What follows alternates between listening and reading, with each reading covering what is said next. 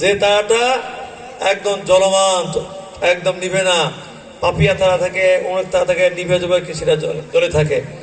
সেই নামটার সঙ্গে আমি মনে করি এদের কাজের অনেক ধরনের আমি সামঞ্জস্য বা মিল খুঁজে পাচ্ছি।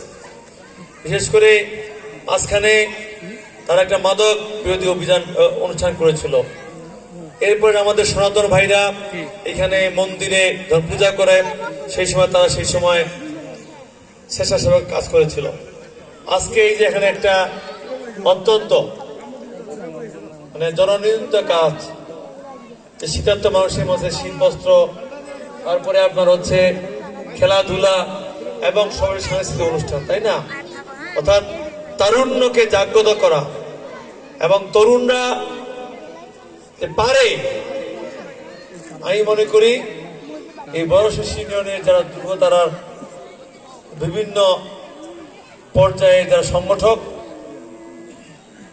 তারা এই প্রত্যন্ত অঞ্চলে এটা করে প্রমাণ করছে, মেধা থাকলে, চেষ্টা থাকলে, পরিশ্রম থাকলে দেশের যে কোনো জায়গায় যে কোনো স্থান থেকেই মানুষের জন্য, সমাজের জন্য কাজ করে যায়। তা অত্যন্ত আমাদের সামনে জ্বলন্ত প্রমাণ হচ্ছে এই বড়শিশি যুবতারা সংগঠন। আমি ধন্যবাদ জানাই সেই যুবতারা সংগঠনের আজকের এই অনুষ্ঠানের সভাপতি, উপস্থিত